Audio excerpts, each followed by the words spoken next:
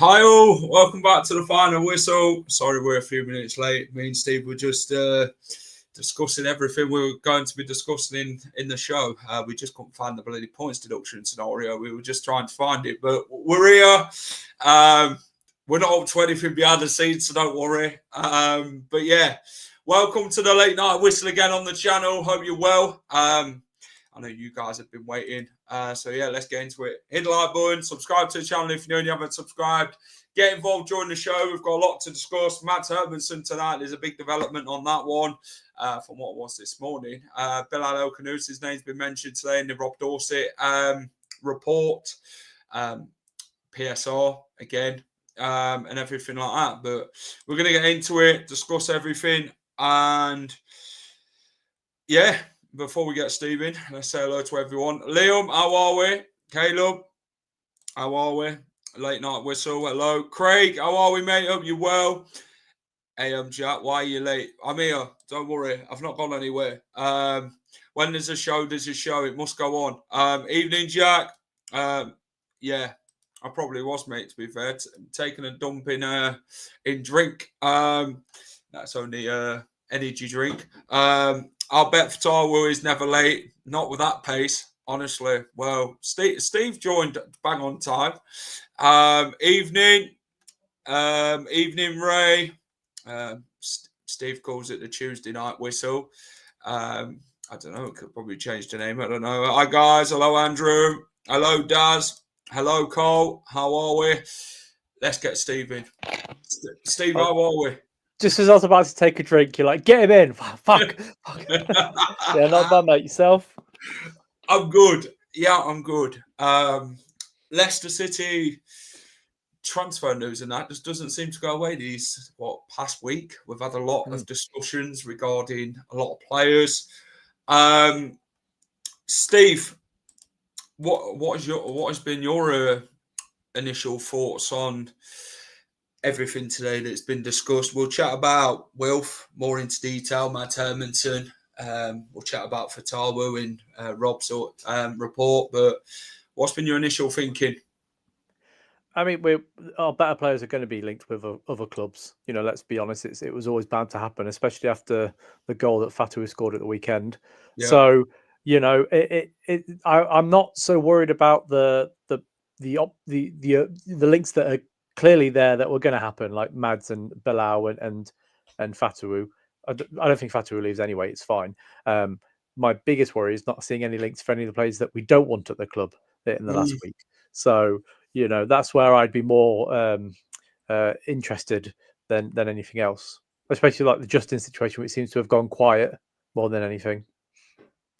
This is mid Leicester City to a T, though, isn't it, Steve? This transfer window, we've not heard a lot. And then Coady all of a sudden goes to Wrexham, which we're going to discuss Coady in a minute, because there has been a little bit of him today, of what he's been doing behind the scenes. So you're not going away with this one, Connor, mate. We're actually going to talk about you. But, yeah, players who you want to get rid of just don't seem to be going, do they? They seem to keep sticking like a bad smell in a room, in it. They're like flies, aren't they, on the wall? You know, you want to smack them with the spatter thing, and then just move, and they're still there. It's frustrating, but it's good to see now that they're actually starting to get somewhere in getting players out, because the wage bill's the problem. It has been for a while. We're just hoping that whoever is helping John Rudkin, they're doing it in the right way. Well, I'm sure there's a puppet on his hand somewhere that's telling him what to do. You know, he probably talks to himself in the mirror every day and says, you know, John, you're going to do well today. I believe you too. Well done. Thank you, John. Yeah, like we can't seem to get rid of these players. But I keep saying, and people seem to agree more and more often, is that we are going to be a late window selling club or even loaning club. So I'm not as worried about it. As I just said, actually thinking about it, because most of our business, I think you'll see on Sunday, the starting 11 and the squad that we have, the intention of who's going to be here and who's not going to be here, or in his plans anyway. And then we sort of move from there. But yeah, the last week of the window, we are clearly going to see some movement. I think Waterfass will leave. It'll be on loan though. That's the Leicester way. Loan with an option to buy, and it's never actually triggered, like with Victor and stuff like that. So yeah, it is. It would be nice to trim the squad a bit more. That's for sure. Who do you think could be the redemption player this season? Obviously, there's a lot of players who were absolutely honking last season. If you could pick one specific player, who would you pick for redemption? Who do you think could really shock someone this season that you're not expecting? I'm gonna get a lot of shit for this, Jack. But we talked about it on Sunday, because I don't hate the guy. I think he did okay last season, really, for what he was. He's just, he takes positions away from everyone else. But it's Jordan Ayew. I actually think that he will do well this season. But yeah, you can say Skip. I think he'll do well as well. But for me, if we don't bring a striker in, you're gonna have Ayew playing up front more often than not. And you saw, actually, if you watch the blue tinted glasses analysis of the game on Sunday, earlier on today, he clearly links up the play really well. And as much as I hate to admit it, I think he's going to have a good season, and he's going to score 50 goals, and we're going to get his name tattooed on me. But it's fine. Uncle Ayew has been impressive this pre-season. He's actually in the position he should have been in from the start. None of this playing out on the wing and playing Jordan Ayew instead of Fatawu and any of this business that Steve Cooper and Ruud van Nistelrooy thought, you know what, we've got to go that way. But it's good to see that Ayew is getting around a bit. He's dropping deep. He's getting players to get in behind. He's holding the ball up. He's doing everything that Cifuentes. He's working hard. And you've seen that when he come off the pitch. His legs are about gone off him at the weekend. But that shows improvement. That shows intensity of how much work he really is putting in under this manager and how much the manager trusts him, because we can't come to the comment now, Steve, of, yeah, but what about Jamie Vardy? Vardy's not here. It's a new era now, isn't it? And a new era of Leicester City Football Club where we've got to sort of look for the future now and not look at the past and think, yeah, but Vardy would have scored that, or Vardy would have done that, or, oh, yeah, well, we can bring Vardy on. We can't. You've got no option now. So Ayew's impressed me a lot. I know fans didn't really rate him last year, but he scored 8 goals, didn't he, in the games that he did play.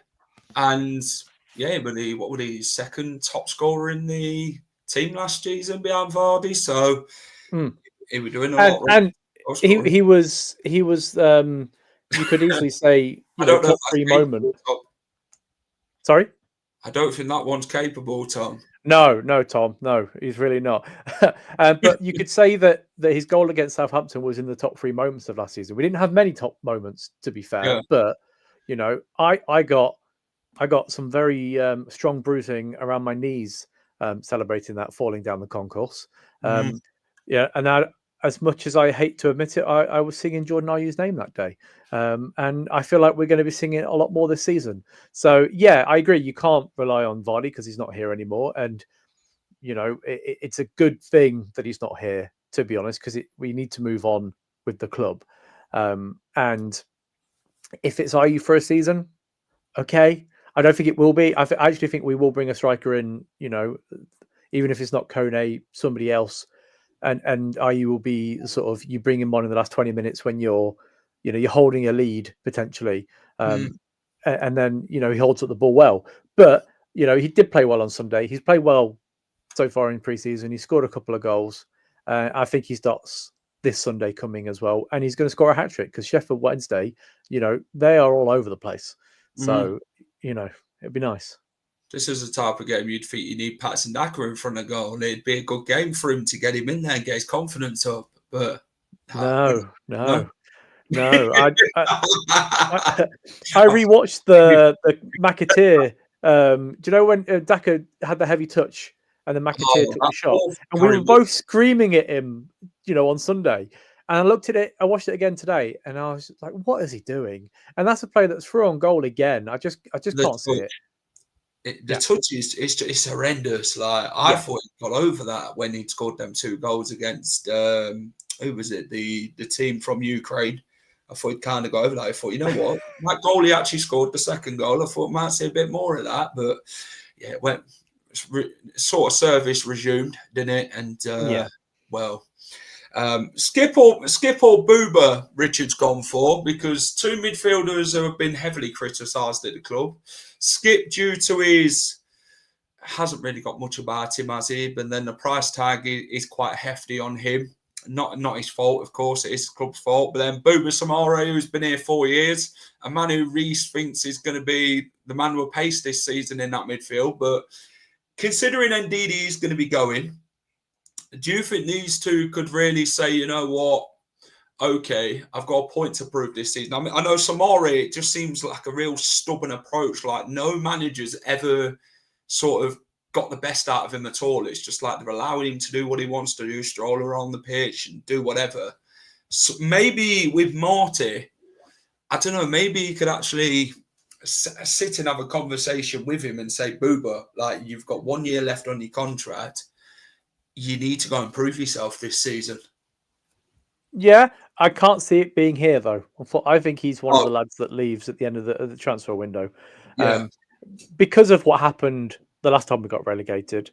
He didn't want to play in the Championship, and with a year on your contract with, the World Cup coming up next season. Mm-hmm. Yeah, next season. I don't think he's going to get the France squad anyway. That's stupid to say, but you don't know if he doesn't have delusions of grandeur himself, where he thinks that maybe he can get into that French squad. So if he goes to a different European club and puts in a performance, he could make it in. So I don't think he's going to be here, in all honesty. In regards to Skip, I think he was handed a poison chalice last year. He wasn't good enough in the Premier League. We didn't play well, in a lot of the games. But then we didn't really have a system that we could rely on him for. So, I think the Championship is his level. He's still young. So maybe a year away would be good for him. How much did we pay for Daka? £23 million.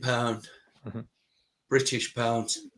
It's a lot of money. And when he scored them 4 goals against Spartak Moscow, we thought the same about Ahmed Musa. He could want him to do good things for the football club, and that never worked out either. So it's tough. Like Daka is a passionate bloke. He's a real nice, genuine bloke as a person. His credentials in England regarding football, it just hasn't worked all together. And maybe that move this season to another league, you'd probably see him probably bang 20 goals in, probably in Austria again or something like that. But I don't know. Skip, for me, done well at the weekend. I was surprised, I'll be honest. I've criticised him.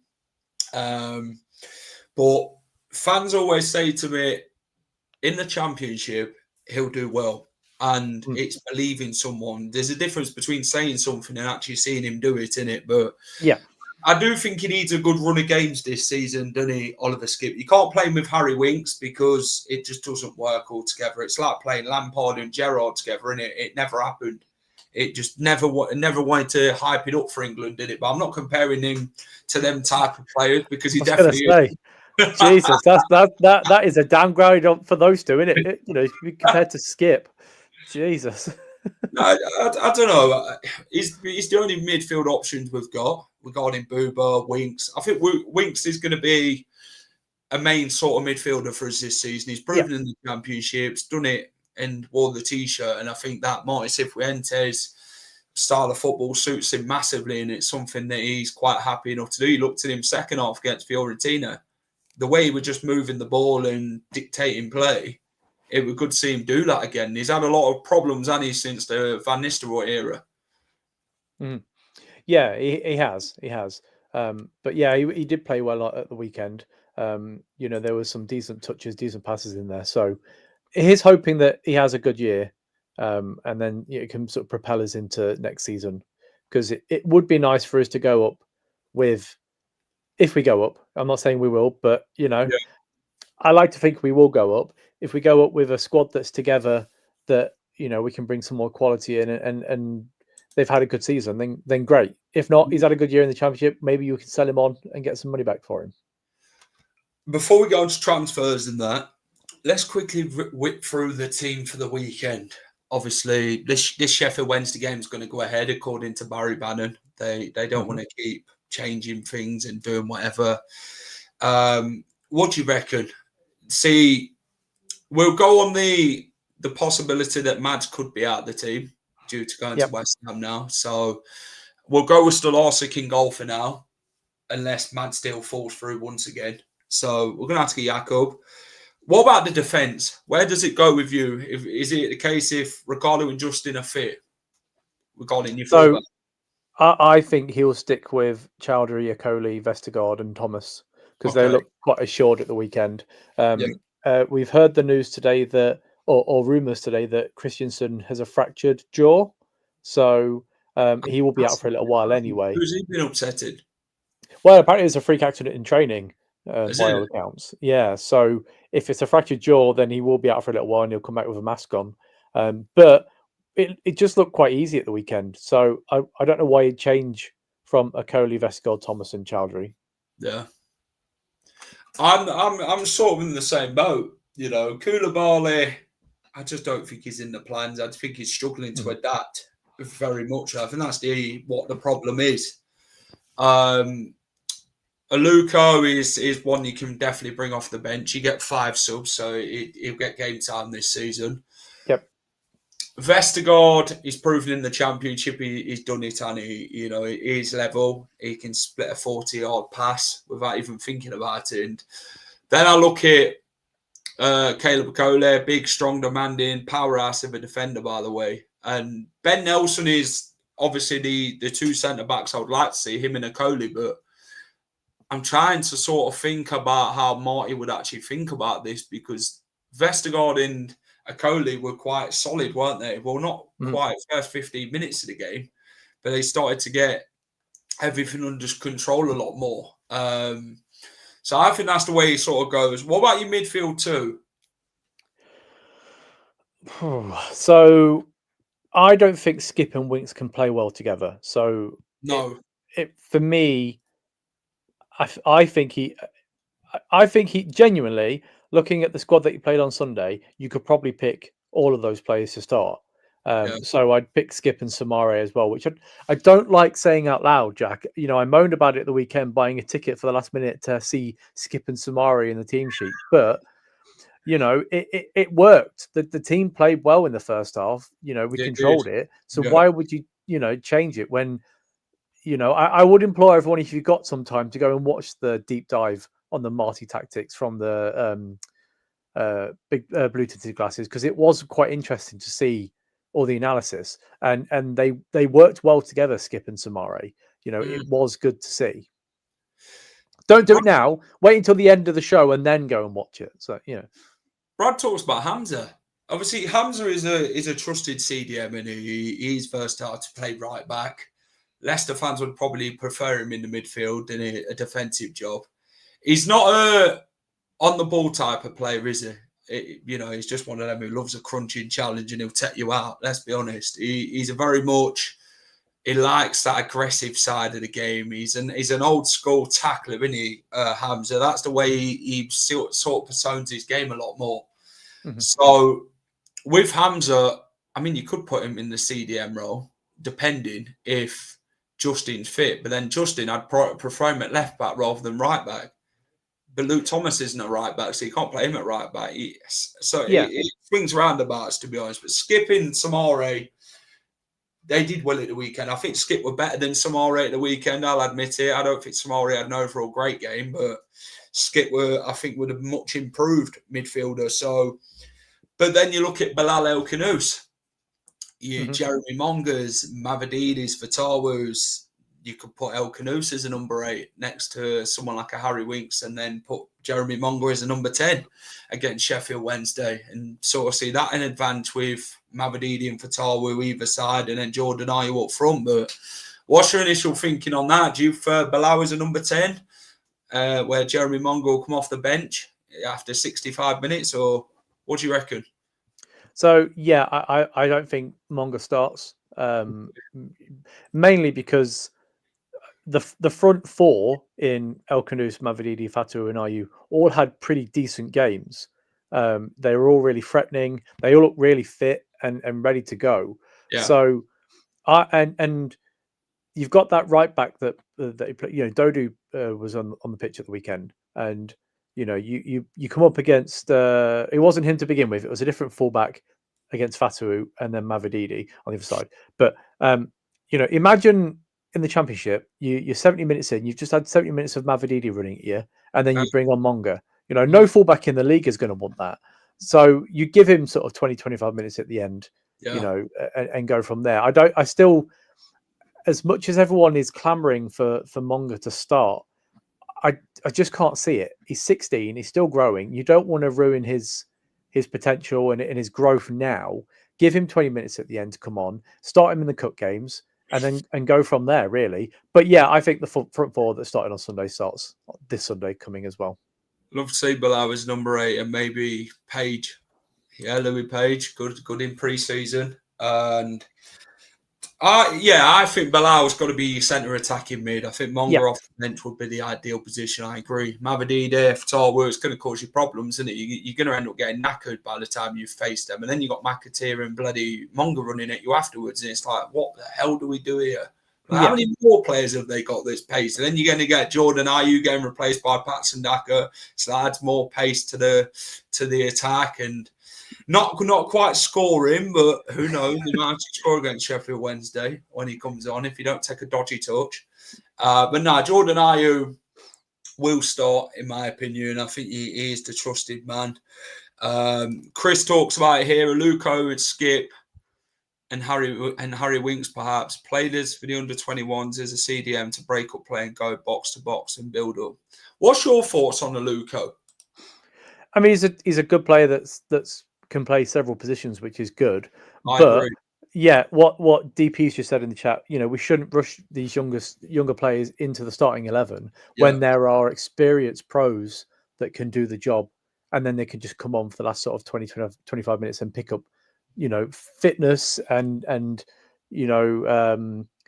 game time and valuable minutes in their growth. So yeah, I don't, as much as I love Aluko and I love Mongo and I love Evans, these players, they're all great. They're all, very high potential, high ceilings, but you can't rush them. They are still young.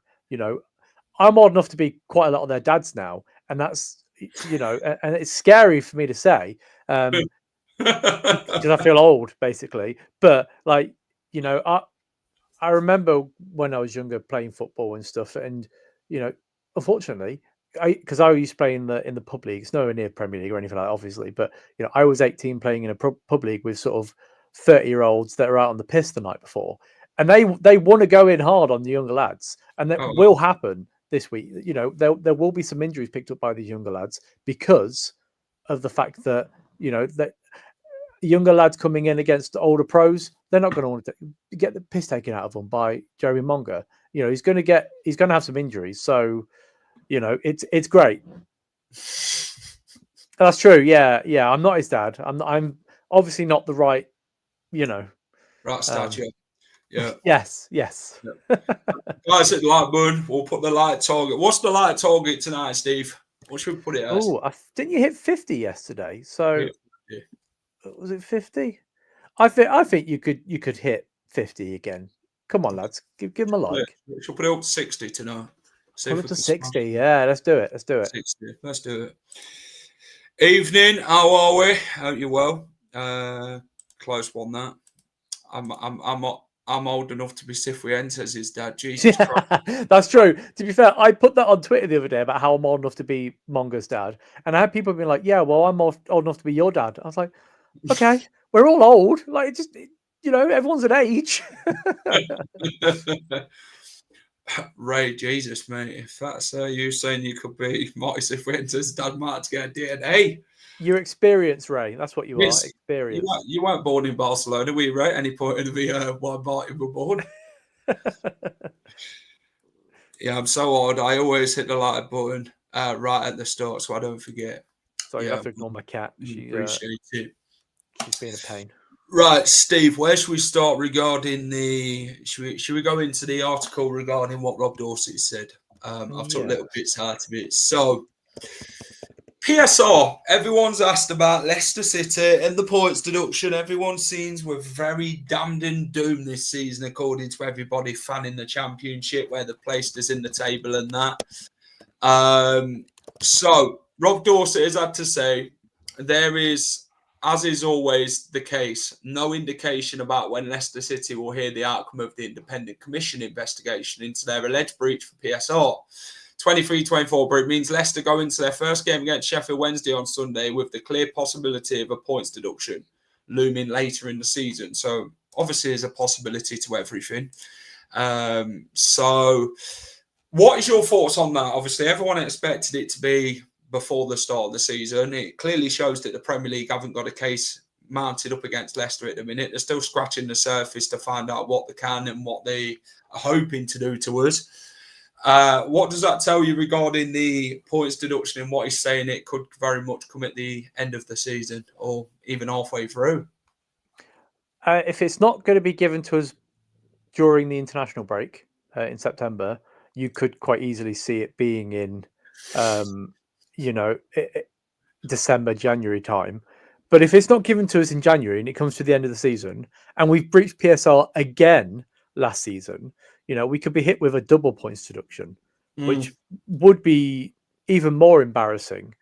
But the Premier League are obviously scared that if they hit us with a deduction and we try and appeal it and take it to the court of sport, and they rule in our favour again, then they're going to look like idiots, aren't they? And they don't want that to happen twice in 2 years.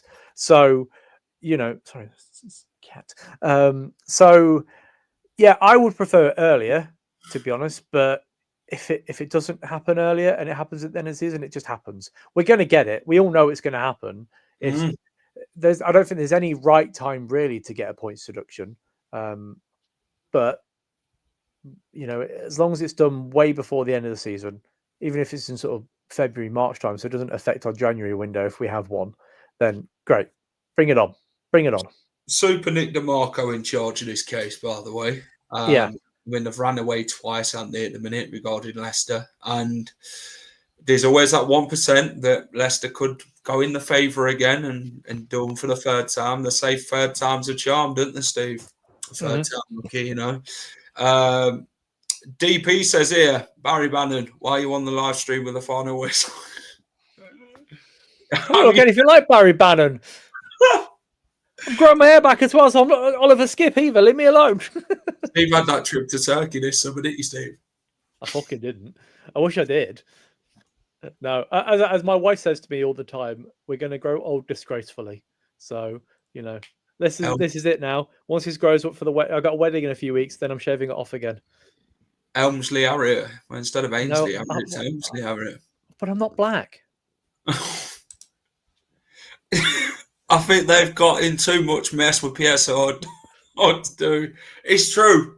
Yeah. The EFL are waiting for us and all, aren't they, in the wings of... Someone said to me today, they said, what about Leicester regarding the business plan and that with the EFL? They said, they can hand you a transfer embargo now. I said, they can't. I said, they can't do it until we've been charged. Well, exactly. Yeah, I think we would have had something from the EFL now. So, sorry, the EFL now. We're in the EFL. We're starting on Sunday. It would have happened by now if we were getting something from them. So they're waiting for the Premier League to give us something, and if they don't give us something, then we could get hit with the EFL. But then, does it fall under the Nick DeMarco thing where we challenge it and say, well, we weren't in this league during this time, so it's just it's a circle, isn't it? That's the problem. It's a continuous circle of just PSR shit shows. Mm. Wait, is it after? It's not after 10 o'clock. Sorry, PSR. No. Evening, Dave. What's the cat's name? Steve? She's called Lola. It's called Lola. Yeah, yeah. I don't know what bloody that emoji is, but yeah. Steve, let's get on to Connor Coady, mate. This guy speaks a lot and not much on the football pitch, I'll be honest. Leicester City will sell no one on the cheap. What's your first thoughts on that before we talk about Connor Coady? Well, we've got a history of not being able to sell players because we think they're worth more than they actually are. So a little bit worried by that. But I agree with the stance that they have with Coady. Get some money in for him because he cost us 7 million anyway. So you want to get as much back as you can. So that's a good stance to have. But as long as it's not to an extent where you're turning down bids for players that aren't, in the manager's plans, because that's just stupid. Get them out of the club, save the wages. Well, Connor Coady had 1 year left on his current contract. He thought he'd be able to walk away for free without saving his non-inconsiderable wages, which were 75 grand a week. Some specify it's 100 due to the bonuses. But Leicester dug their heels in and said no to Rangers. John Rutkin, he's working. He is, He is. Someone's is that you giving credit to Rutkin, Steve, for starting off work a bit late? Well, no, the puppet gave him the idea to get some money from Wrexham for him. It wasn't Rutkin's idea. I'm somebody that will give credit to somebody that deserves it. Yeah. I think we do shit on Rutkin quite a lot because of his incompetence. Yeah. But judging by the fact that what's reported is that Top makes all the big decisions, you got to give Rutkin a little bit of rope. So yeah, well done for finally doing your job properly and getting some money for a defender rather than letting him going on a free transfer. That's good. And not giving into player power. So well done, John. You've done something right for a change.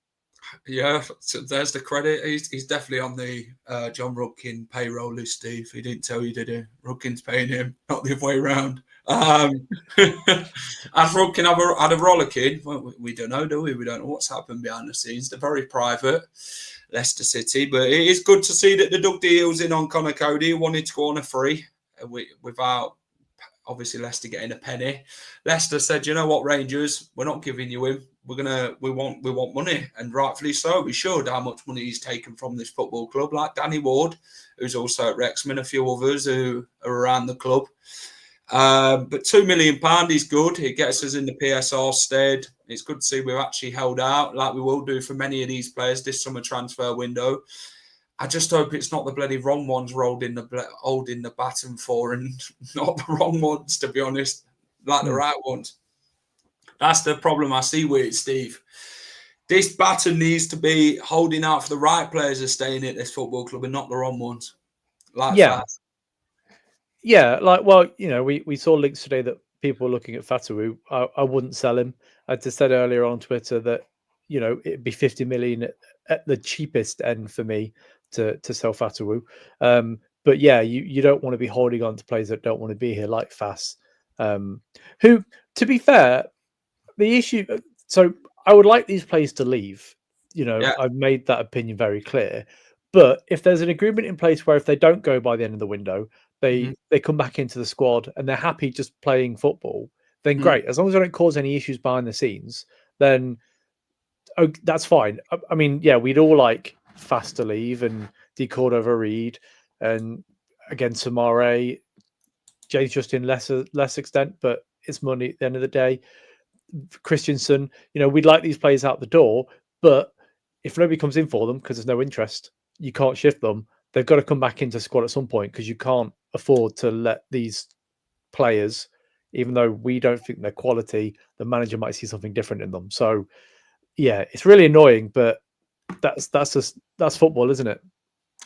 It is. The club are keen to move on players who are either peripheral to their plans or way outside them, but they will also have to sell some of their biggest assets to balance the books, which we're going to get into that in a minute, actually, because where is it? This one.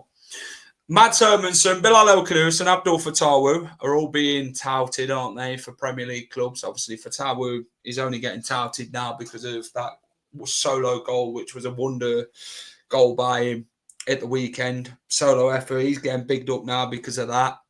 So Leicester fans, let's try and be silent on Fatawu so other teams don't come in for him like Man City, for God's sake. We don't want to lose him at any cost. He's not for sale. £100 million or even more for Fatawu if you want him. I'm sorry, we're not selling him to anybody.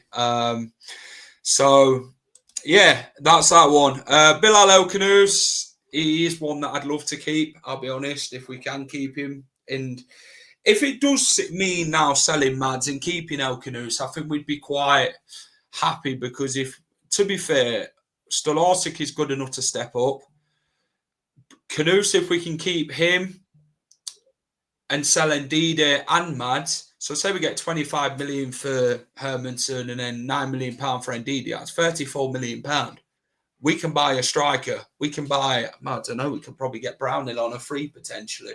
If that's the case. But what's your thoughts on that? Because obviously they have been touted for Premier League clubs, Fatawu, not Fatawu, but Khannouss and Hermansen have West Ham and Leeds United. What's your thoughts on holding out for big money? Obviously, we have to sort of dig our heels in, don't we, Steve? We have to play hardball with these teams because it sort of tells me, Steve, regarding Bilal about this release clause again, and we keep bringing it up. I just don't feel there's a release clause at all. I just feel that we want the biggest money because Rob Dorsett's never said about a release clause. He's saying that Leicester City want big money for Bilal. So I don't know. What's your thoughts? So with Bilal, I'm not sure if there's a release clause. We were told one thing by Rob Tanner and those media outlets that are a bit close to the club, but other things by other media outlets. My biggest issue is that if we are having to sell to balance the books, which nobody knows about, I don't even think the media know if we have to sell to balance the books. So, but if we do, you want to get as much money as possible.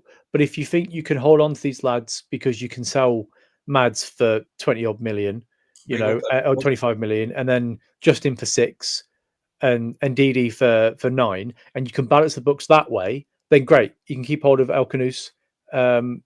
But it's a really tight sort of balancing act because if you keep these players and we go up, then people coming from next season, they're worth more money. But if we need to sell because of PSR and we don't go up and we get hit again next year, it's like catch-22, isn't it? I'd like them both to stay. I think we could smash the league if we had Mads and Khannouss in the team still. But realistically, if the club needs to sell, it makes sense. They are the sellable assets. Yeah, like Jamie says here, I didn't understand how we are holding out for big money for Khannouss. Then how does he have a release clause? Well, I wonder if they're just generalising. They've said 3 players that were big money. 2 of them don't have a release clause, but 1 of them do. So you just generalise them and put them together and say they all want big money. But 26 million is still big money for a championship club. So yeah, but nobody knows. That's it, Dave. Nobody knows if he has a release clause. We don't know. We actually don't know ourselves because there's several reports that he does, several reports that he doesn't. That's what you believe in. Guys, there's 100 of you watching. We've actually reached 100 mark, Steve. So we must be talking all right tonight. We're not talking no clobber. We're not pissing about. It was the cat, wasn't it? It was the cat. Do you know what? You must be the lucky charm to get us pal. We're on 103 now, actually. Guys, hit that like button. We have set the like target at 60 likes, by the way. So if you can all subscribe if you haven't already, we'd appreciate it. Steve, Rob Dorsey does also go and say Leicester's squad is unbalanced for sure. Just look at the midfield options. Ndidi, Winks, Chowdhury, Samare, Skip are all in the mix, and yet they're desperate for a new striker following Vardy's departure with Ayew, and Daka is the only real centre-forward options. Obviously, the squad is bloated. That's the thing. But how does sort of Leicester look at this now in like what we got like 3-4 weeks till the window shuts? So yeah, we are overbalanced in certain areas compared to others. It's well documented. We've talked about it quite a lot that we need a striker. But I keep going back to the point where I feel like we are going to be a late window activity club this season. We're going to move players on and bring players on towards the last sort of week of the transfer window. We could have a really busy transfer deadline day, to be fair, which hasn't happened for a while with Leicester. So, yeah, we are a bit over bloated in certain areas, and Marty wants to work with a smaller squad. So it will be interesting to see what happens in the next 3 weeks. Yeah. Right. So let's get on to Mads Hermansen. So Sky Sports said this morning that John Victor is close to signing for West Ham United. 10 million euros is what it is believed. They're saying that West Ham United never came close to the valuation that Leicester wanted for Mads Hermansen. There has been an update. West Ham United have made a fresh push for Mads Hermansen despite verbally agreeing a deal for John Victor. What's your thoughts on that? Because Leicester are going to have to hold out here, aren't they, if they do want to keep him? 25 million, 30 million pound, I'd probably rate him in between them two figures. West Ham, Sky Sports said they're not willing to come close to Leicester's figure, which probably is in the region of what I've just said.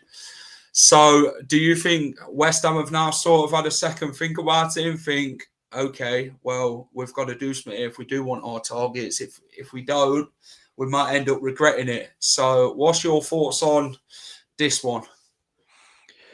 It's clearly their number one target. You know, he fits the Potter style of football. So, you know, it makes sense. He's proven in his first 6 months in the Premier League, not so much after when he got injured. So if he is your preferred target, maybe saying that they've virtually agreed a deal with the Brazilian goalkeeper is a way of being like putting pressure on the club to sort of accept a bid. I said before, 25 million pounds with add-ons, that's fine.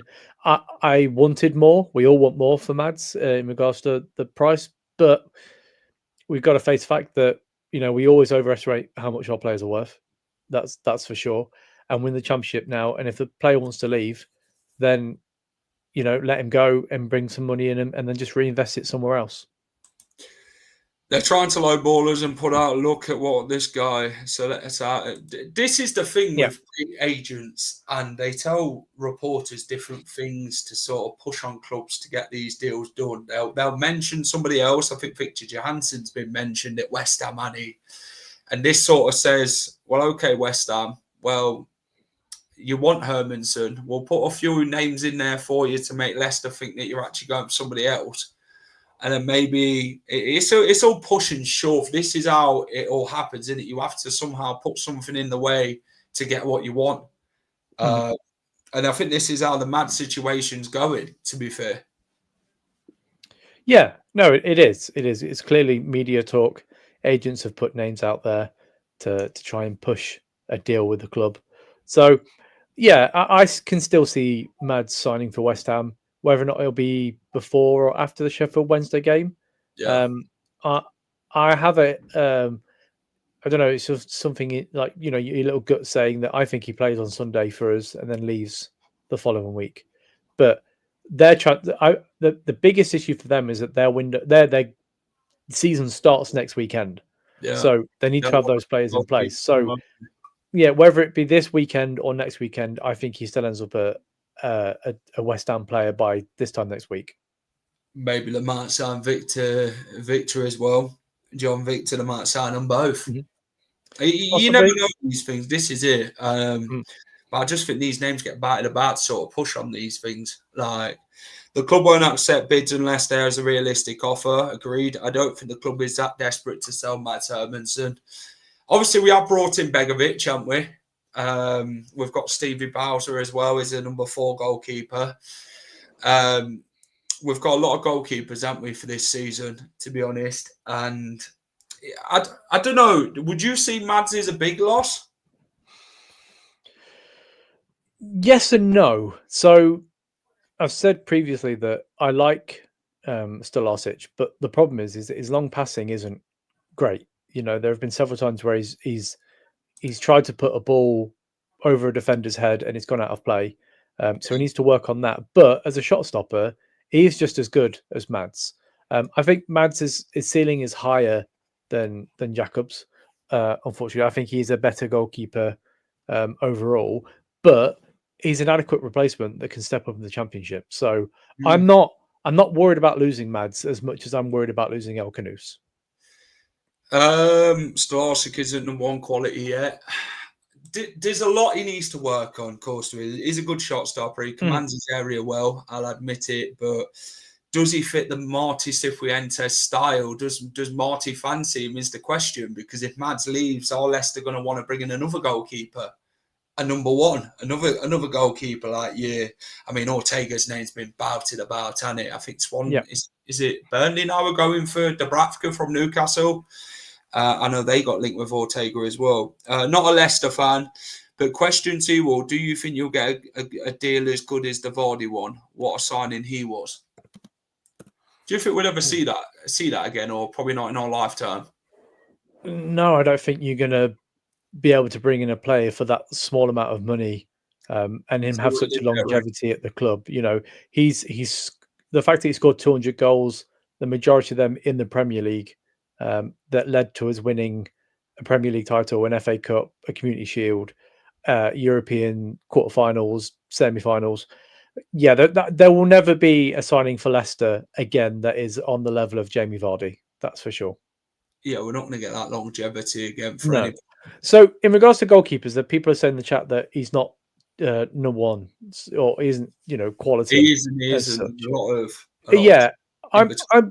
there is a goalkeeper that was on our books for a long time, and we let him leave, and now he's at Stoke, and it's Johansson. Victor Johansson. He would be like he's been linked with moves away from Stoke already, and it was a shame that we let him go because I think he was a better quality goalkeeper than Stolarsic. He has. And he's gone and proved himself. He's faced the most shots in the last couple of seasons in the championship, and his save ratio was just below Mads in the first season. And I think it was the highest last season in regards to what he saved or shots against.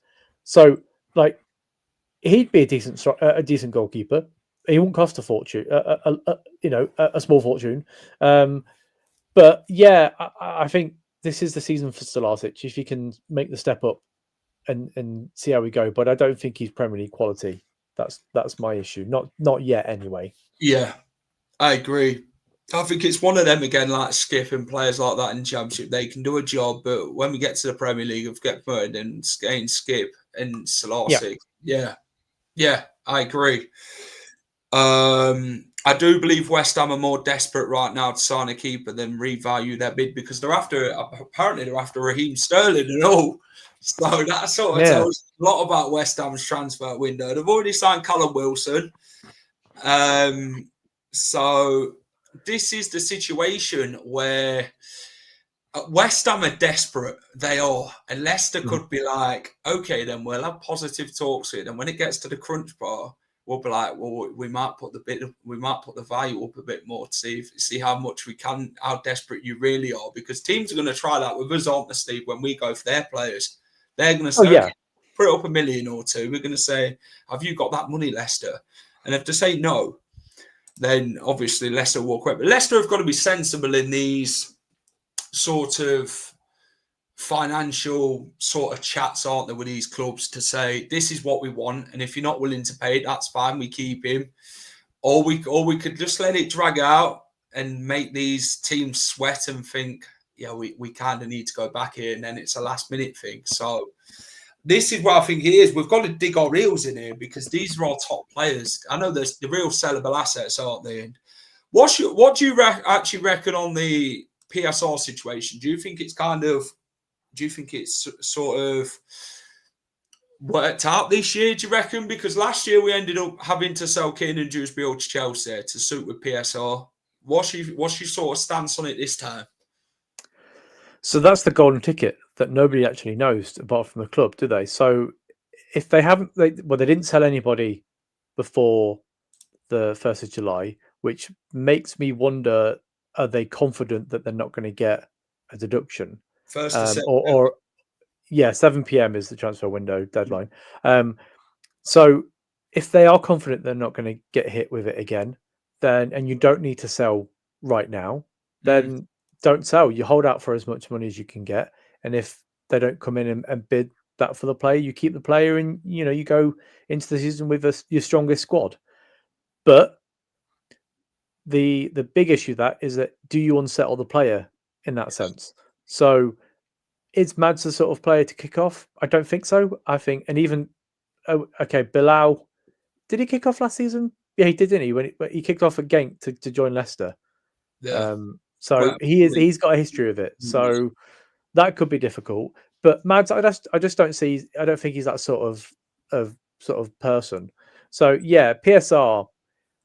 It's that situation where nobody will actually know until the accounts come out fully, and then we'll see where we are in sort of January, February time again. But hopefully, if they've not had to sell anybody in June, because they all went on holiday by the sounds of it for since the end of April, we should be all right, and we don't need to sell. But if we do, get them out so we can reinvest. Does the club's negotiating style indicate that maybe we're not as in trouble? Well, we thought we weren't in trouble before. That's the whole issue. Is we didn't sign anybody. Well, once we sold Fofana, we signed Wout Fast, and then we spent some money in January, and the club were confident we'll be okay, and then it ended up breaking PSR. Same the following season, we thought we were okay, and we got away with it because of a loophole. So, yeah, it depends on what the club has up their sleeve, but they can't keep doing it. They can't keep pulling rabbits out of hats. There's only so many rabbits in that box, and if they're pissing people off more and more, because a lot of Premier League clubs want to see action taken against Leicester. Everton, Forest, Sheffield United, who got a points reduction last season. They want to see clubs like Leicester get hit with a fine and points reduction when they break the rules, and you can't keep doing it.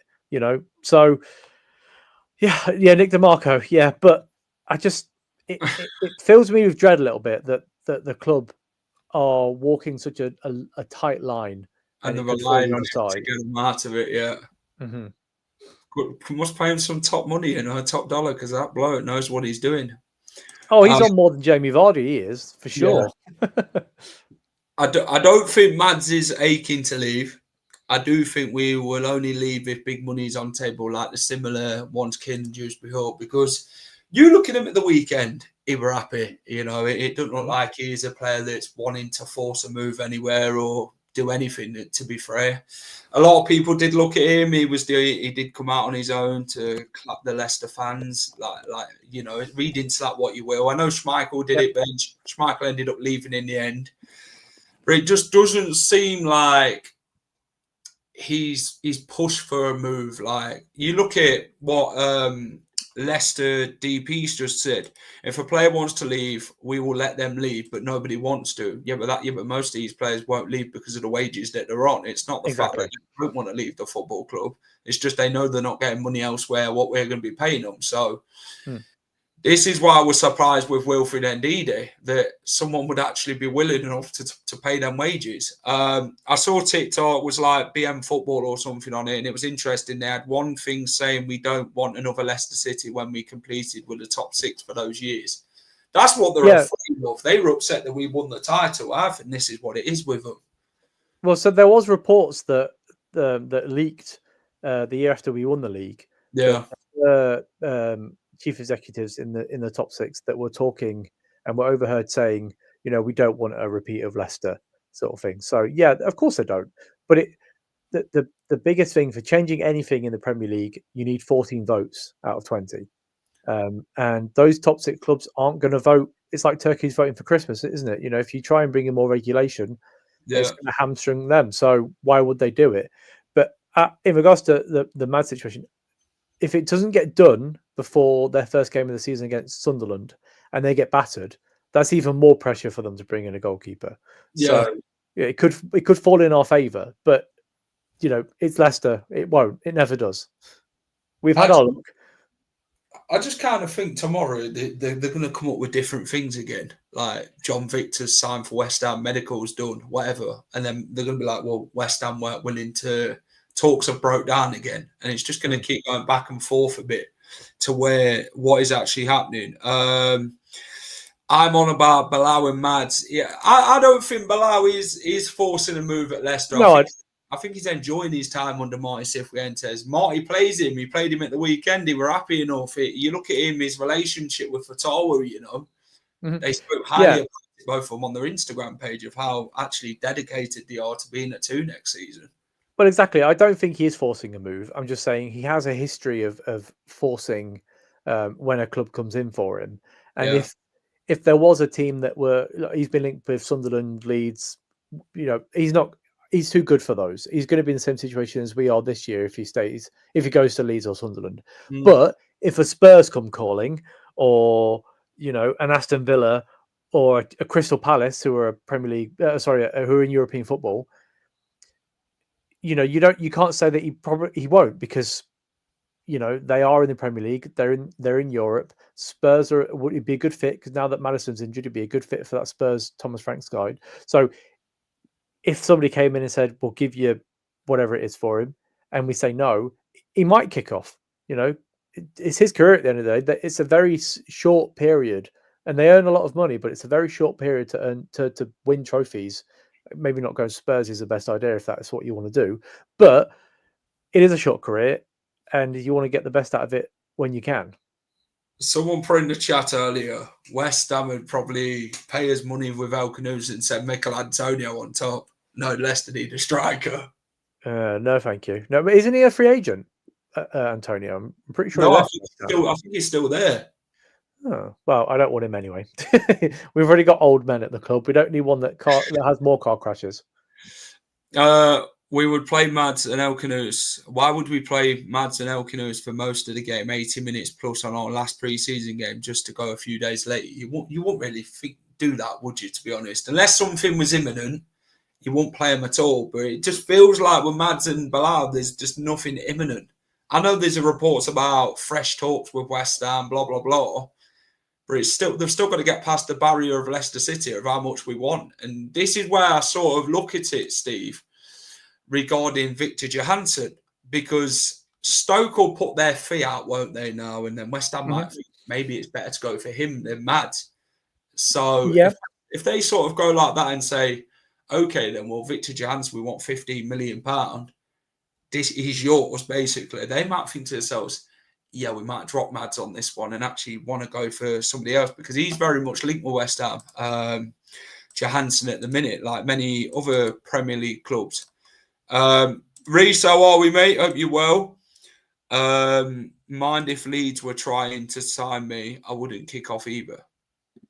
Well, exactly. Yeah, I think it wouldn't be those clubs that have just gone up that could sign him. It will be the Tottenham, the Villa, the teams that are in European competitions where he could potentially kick off. But hopefully he's happy. Hopefully nobody comes in for him. He stays at the club, and we go up this year. And he leaves in the summer with a higher fee, because I think the relegation clause, it could just be the release clause, it could just be a relegation clause, which doesn't matter if we go back up, because we're in the league that we signed him in, so it wouldn't be active. So if we can keep him for another year, it should be all right. But I don't know. There are players that will force a move behind the scenes that we'll never know about, because that's how football is. It's very secretive. Let's talk about one move. Wilfred Ndidi. So this is from Ben Jacobs hours ago. I'm going to get the recent report up of what he said. Valencia have had a bid rejected. Apparently they bidded for him today as well. They're trying to hijack the bid for Wilfred Ndidi. 9.5 million euros has been agreed. It is in place, only small details. Apparently, the little details now are regarding, is it money owed to Leicester City for Wilfred Ndidi? I think that's the only stumbling block. I don't know. Is that a wage thing, or? It'll be a loyalty payment. So, I think it gets paid every, flip into the new season. So a player gets paid the loyalty for the season before.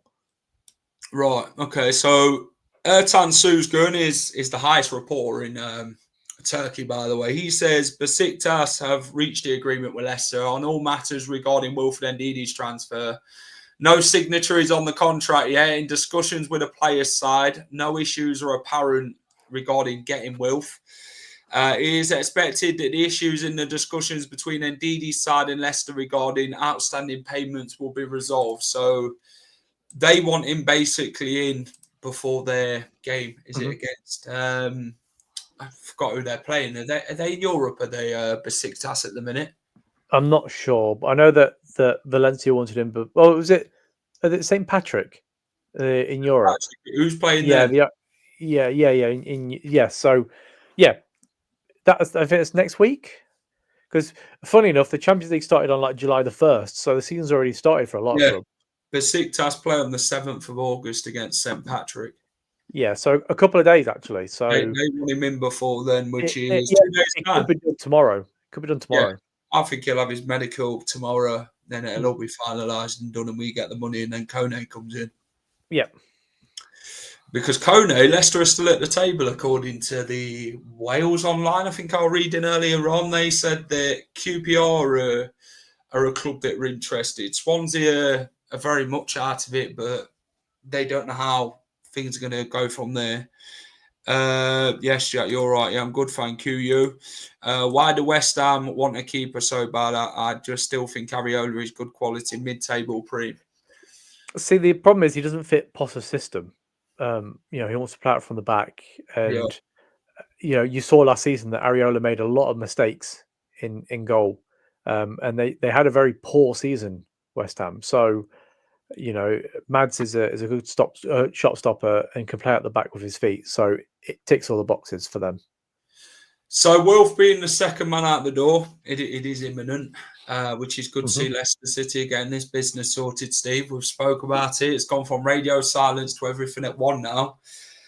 With the money that we get for Wilf, what sort of positions do you think we need to go? Is it just all out a striker and that's it? Or is there any other positions you actually think we could do something with? So if the injury to Christensen is bad, and we're looking at losing Justin, I think a left back makes sense. It's all well and good, relying on Doyle. Well, I like Doyle, to be fair, but the problem is he's not very quick.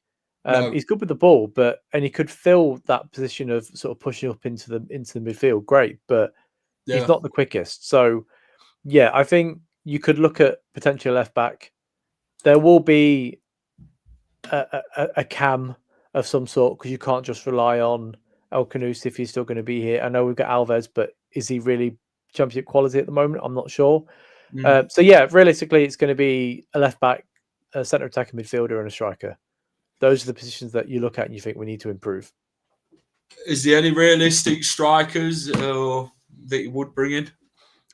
No, we've had this chat, several times, and we fall back on the Kone, and I'll be honest, all my eggs are in that basket. I think he's a good fit for the system and would do well at the club. So I think you just go out there and spend the money, spend the £5 million, bring him in, and off we go. Here's some news for you then coming through. Nottingham Forest have drew 0-0 with Fiorentina in pre-season. Well, there you go. We're better than Forest. Not for everyone. Not for everyone to beat Fiorentina, is it? To be honest. Yeah, exactly. People criticise, the mighty Leicester City don't fall short. We actually got 2 goals at the weekend, so we're happy. But I can see them struggling this year. Jack, them and West Ham both first. Even Brentford could struggle. Yeah. So it's going to be. It's annoying because it should have been this situation last year where we could rely on a couple of teams performing shit and not just Leicester performing shit, and we stayed up. So it's really annoying that it's this year and not last year. Well, here's one thing. I think it's last word on Spurs. Ben Jacobs. When was it? 21:53, which has been about 10 minutes ago. West Ham have considered approaching Leicester for Bilal Khannouss. Apparently, it is a relatively easy deal as his release clause is €26 million, according to Ben Jacobs. Well, there you go. If that's another tick in the release clause column. So if it is, and we get 26 million for him, I mean, I think he's worth more to us. Yeah. But if it's a release clause, he gets paid. And unless it's Forest and it's a secret release clause that nobody knows about apart from the player and the club, but somehow it gets out. But they're not allowed to pay the release clause because it's, it's as simple of just paying the fee, then we get the money up front, because at least with those, it won't be a case of you pay 50 million, then 10 million, you just pay the full release clause. Well, that's what one of the Leicester pages on X have put. I think it's LCFC Daily News. I think they put it up. Ben Jacobs has apparently said it on Last Word on Spurs, which is a Spurs podcast. I'm surprised Tottenham haven't sort of looked at Bilal, to be fair. I'm not giving them any inkling, but if they want him, that's £100 million we want from you, Tottenham. Madison's injured now, isn't he? So he'd fill that hole quite well, I'll be honest. Mm-hmm.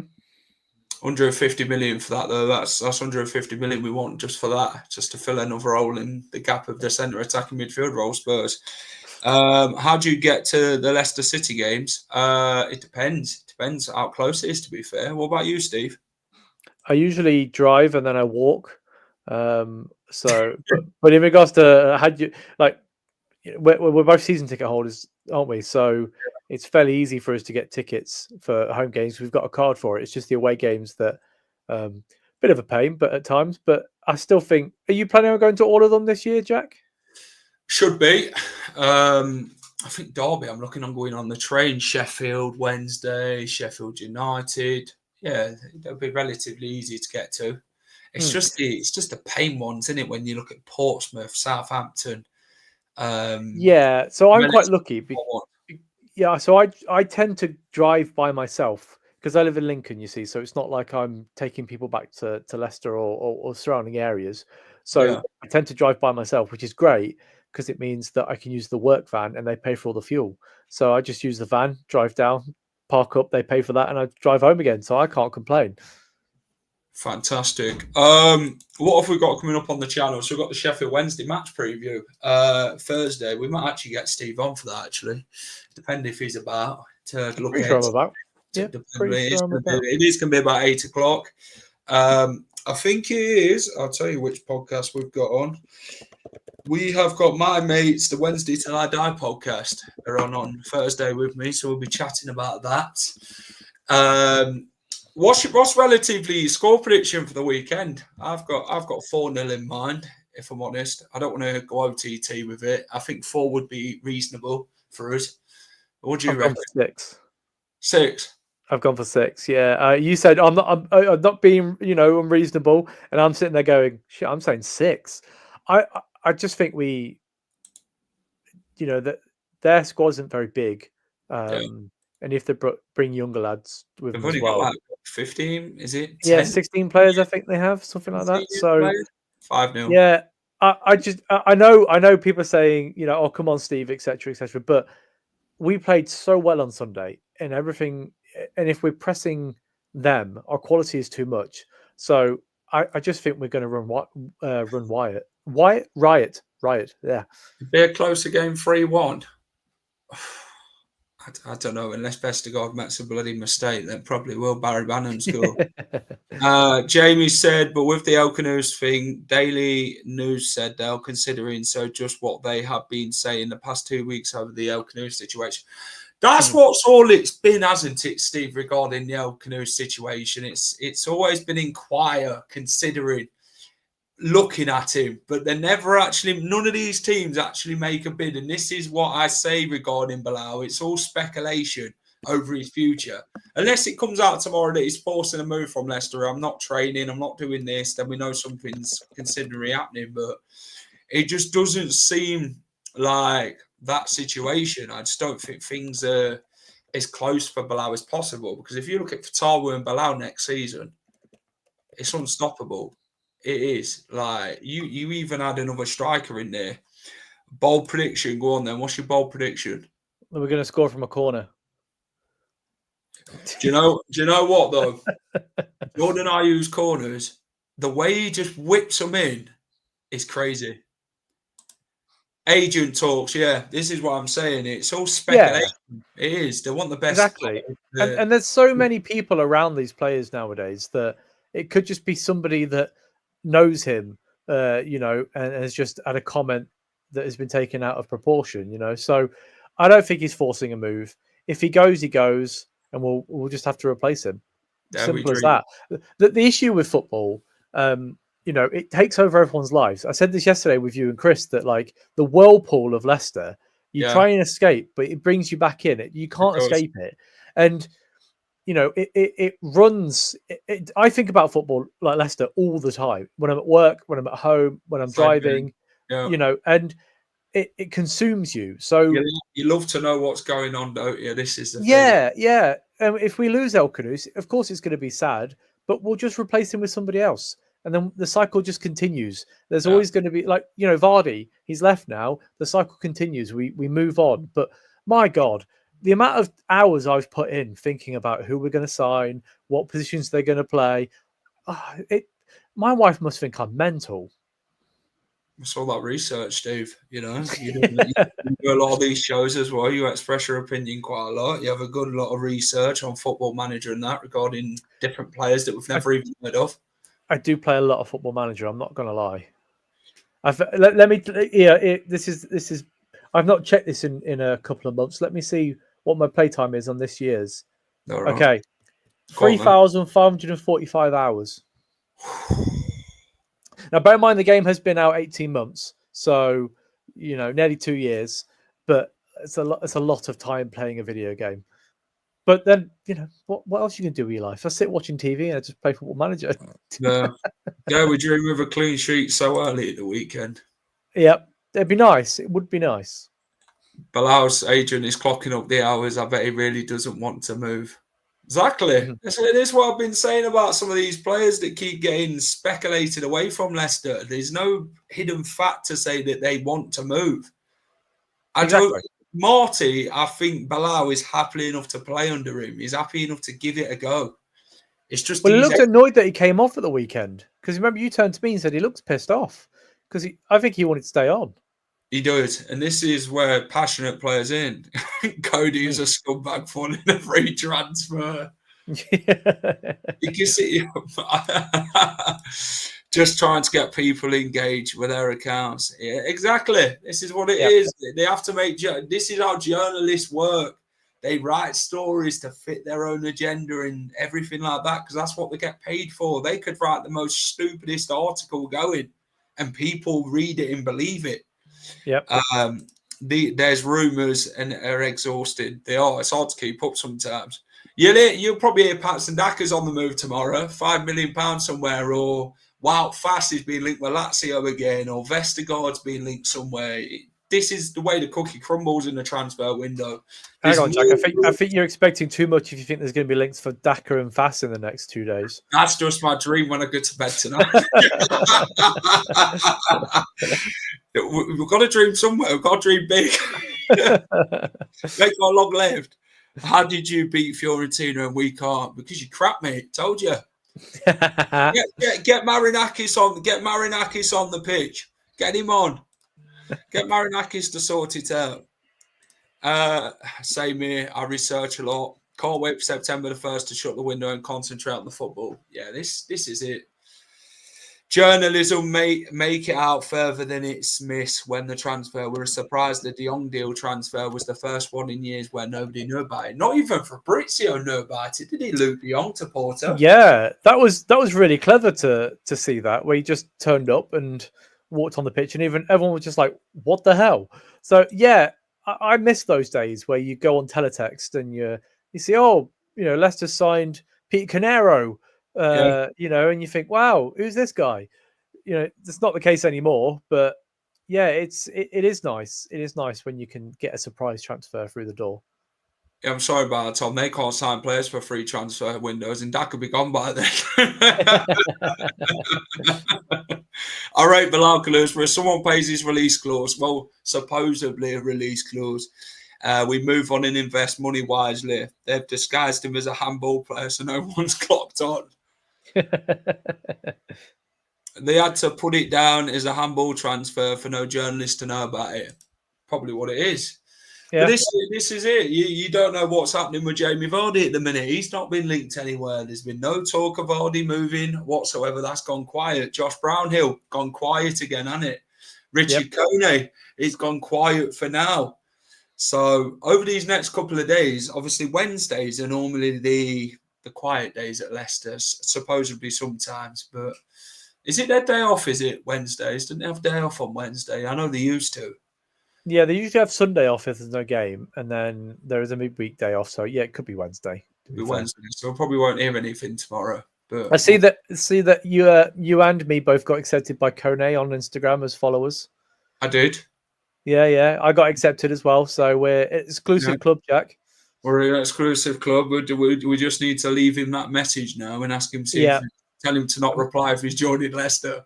I'm going to give him the fox and the eyes and see if he replies. You should put on. Do you know what? I did that. Who was it for? I was, and he actually replied. Matthias Sula, when he was at Leicester, I kept pushing on that agenda with him, and he kept viewing my story. He liked it at one point, and then he actually replied, and he said, "In the end, I'm not joining now."